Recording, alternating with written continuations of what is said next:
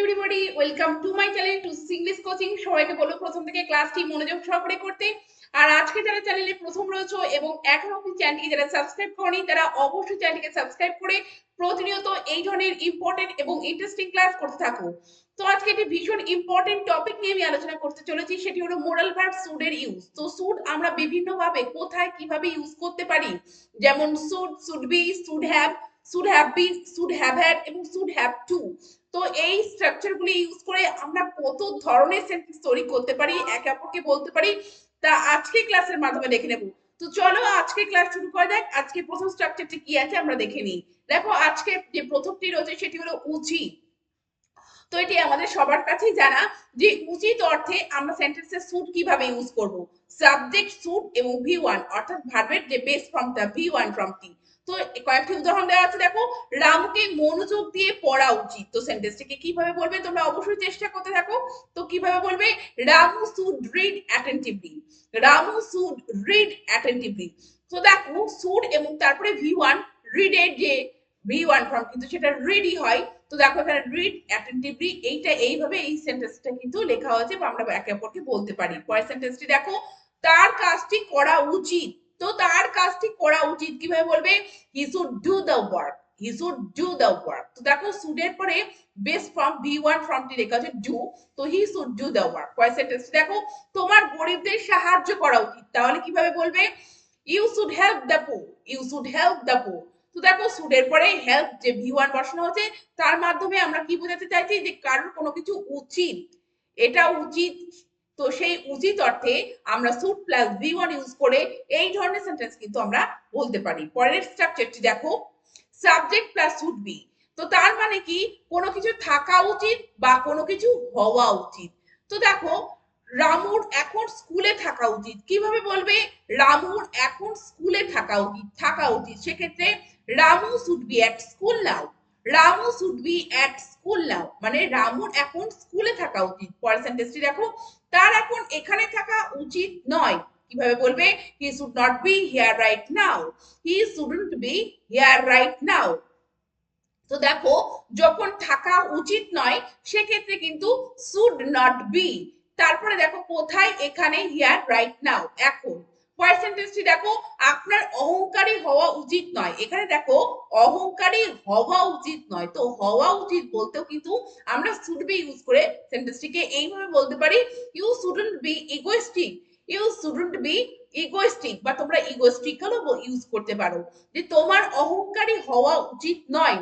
তো দেখো হওয়া উচিত বা হওয়া উচিত নয়, সেক্ষেত্রে আমরা শুড বি বা শুড নট বি ইউজ করে কিন্তু এই ধরনের সেন্টেন্স আমরা বলতে পারি। পরের স্ট্রাকচারটি দেখো কি লেখা আছে, subject plus should be plus V three, অর্থাৎ কারো দ্বারা কোনো কিছু করা উচিত, অর্থাৎ প্যাসিভে যখন সেন্টেন্সটি লেখা থাকবে। যেমন এখানে উদাহরণটি দেয়া রয়েছে, দেখো, রিমাকে স্কুলে পাঠানো উচিত, অর্থাৎ রিমাকে কারোর দ্বারা স্কুলে পাঠানো উচিত। তো সেই কেউ ব্যাপারটা কিন্তু উল্লেখ করা থাকে না, কিন্তু সেন্টেন্সটিকে আমাদের প্যাসিভ ভয়েসে এইভাবে লিখতে হয়, Rima should be sent to school, Rima should be sent to school. দেখো সেন্ট, সেন্ট যে বি ওয়ান ফর্ম তার ভি থ্রি ফর্ম কিন্তু সেন্ট। তো সেন্ট কি, should be sent to school, অর্থাৎ রিমাকে স্কুলে পাঠানো উচিত নয় কারোর দ্বারা। পরের পাঠানো উচিত, সরি পাঠানো উচিত, Rima should be sent to school. পরের সেন্টেন্সটি দেখো, গরিবদের সাহায্য করা উচিত। তো কারো দ্বারা উচিত, তো কিভাবে বলবে, the poor should be helped, the poor should be helped. পরের সেন্টেন্সটি দেখো, তাদের এই কাজটি করতে দেওয়া উচিত। তো কারোর দ্বারা কোনো কিছু করা উচিত, কিভাবে বলবে, they should be given this work to do, they should be given this work to do. তো দেখো প্রত্যেকটি সেন্টেন্সে প্যাসিভে করা আছে এবং should be plus V three, তার মানে হচ্ছে কারো দ্বারা কিন্তু কোনো কিছু করা উচিত। পরের স্ট্রাকচারটি দেখো, সাবজেক্ট প্লাস শুড হ্যাভ, মানে কারোর কাছে কোনো কিছু থাকা উচিত। তো কিছু থাকা উচিত, সেন্টেন্সটি কিভাবে বলবে, প্রথম সেন্টেন্সটি রয়েছে, তাদের জন্য সাহায্যের ব্যবস্থা থাকা উচিত। তো তাদের জন্য সাহায্যের ব্যবস্থা থাকা উচিত, কি বলবে, they should have some helping hands, they should have some helping hands. তো তাদের কিছু সাহায্যের ব্যবস্থা থাকা উচিত।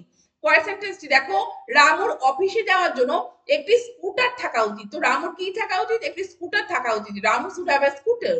কিছুর জন্য for going to his office, for going to his office. পরের সেন্টেন্সটি দেখো, তাদের একটি বাড়ি থাকা উচিত, শুধু থাকা উচিত। এই ক্ষেত্রে আমরা শুড হ্যাভ ইউজ করে সেন্টেন্সটিকে কিভাবে বলবো? They should have a house, they should have a house. পরের স্ট্রাকচারটি দেখো, should have plus V three, মানে উচিত ছিল কিন্তু ব্যাপারটি ঘটেনি।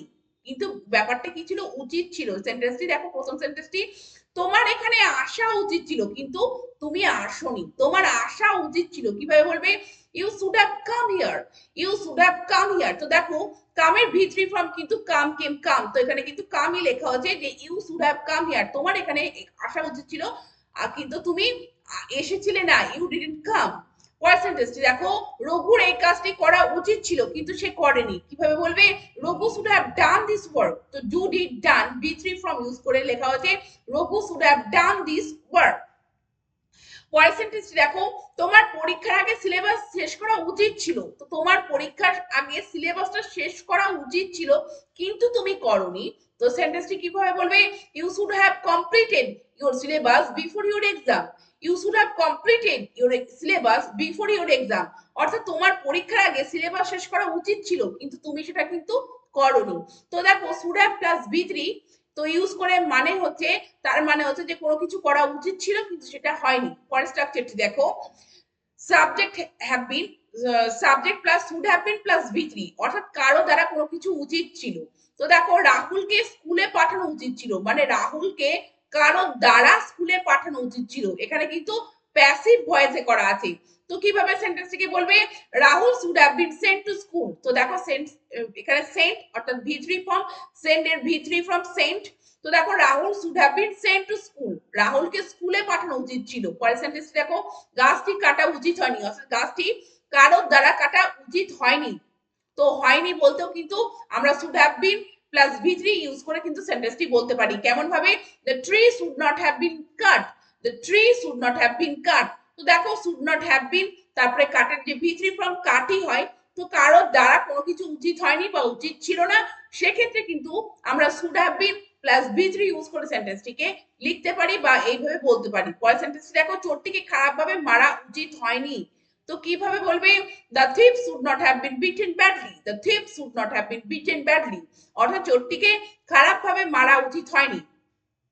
পরের স্ট্রাকচারটি দেখো, শুড হ্যাভ হ্যাড, অর্থাৎ কারোর কাছে কোনো কিছু থাকা উচিত ছিল, থাকা উচিত ছিল। তো তার একটি বাড়ি থাকা উচিত ছিল। কিভাবে বলবে?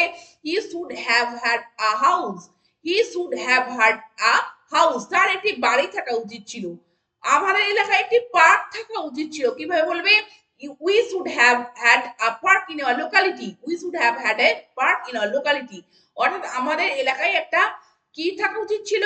পার্ক থাকা উচিত ছিল। পার্সেন্টেজ দেখো, রাতুল একটি ইতিহাস বই থাকা উচিত ছিল, Ratul should have had a history book, Ratul should have had a history বুক। তো শুড হ্যাভ হ্যাড এবং তারপরে অবজেক্ট, মানে যেটি দরকার, যে তার এটা থাকা উচিত ছিল। দেখো এখানে দেখো হাউস, এখানে দেখো পার্ক, এখানে হিস্ট্রি বুক। তো যেটা থাকা উচিত ছিল সেটি আমরা শুড হ্যাভ হ্যাড এর পরে বসিয়ে কিন্তু কোনো কিছু থাকা উচিত ছিল এই ধরনের সেন্টেন্স কিন্তু আমরা এইভাবে বলতে পারি।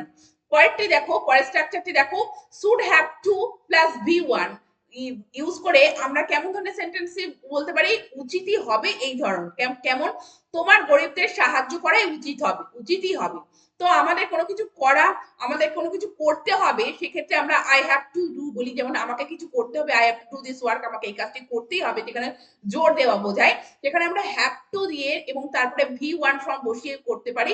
তো শুড হ্যাভ টু মানে উচিতই হবে। এক্ষেত্রে এই ধরনের সেন্টেন্স গুলি, যে তোমার গরিবদের সাহায্য করা উচিতই হবে, কিভাবে বলবে? You should have to help the poor, you should have to help the poor. পরের সেন্টেন্সটি দেখো, রিমাকে তার ছাত্রদের পড়ানো উচিতই হবে। কিভাবে বলবে? Rima should have to teach her student, Rima should have to teach her students. পরের সেন্টেন্সটি দেখো, স্বাস্থ্য ভালো রাখার জন্য তার খেলা উচিতই হবে। তো কিভাবে বলবে? He should have to play to keep himself healthy, he should have to play to keep himself healthy. তো দেখো to play, to teach, to help. দেখো শুড হ্যাভ টু, তারপরে কিন্তু প্রত্যেকটি ভি1 ফর্ম ইউজ করে উচিতই হবে এই ধরনের সেন্টেন্স কিন্তু আমরা এইভাবে লিখতে পারি। তাহলে তোমরা দেখলে যে শুড এর বিভিন্ন স্ট্রাকচার ইউজ করে should, should have bin, should have two, should have had. তো এই বিভিন্ন ধরনের স্ট্রাকচার ইউজ করে আমরা কত ধরনের সেন্টেন্স আমরা কিন্তু তৈরি করতে পারলাম। তো এই ধরনের সেন্টেন্সগুলি অবশ্যই তোমরা একে অপরকে বলতে থাকো এবং লেখাতে তোমরা প্রয়োগ করতে থাকো, আর প্রতিনিয়ত এইরকম ধরনের ক্লাস করতে থাকো চ্যানেলটিকে সাবস্ক্রাইব রেখে। Thank you very much, thank you for watching this video.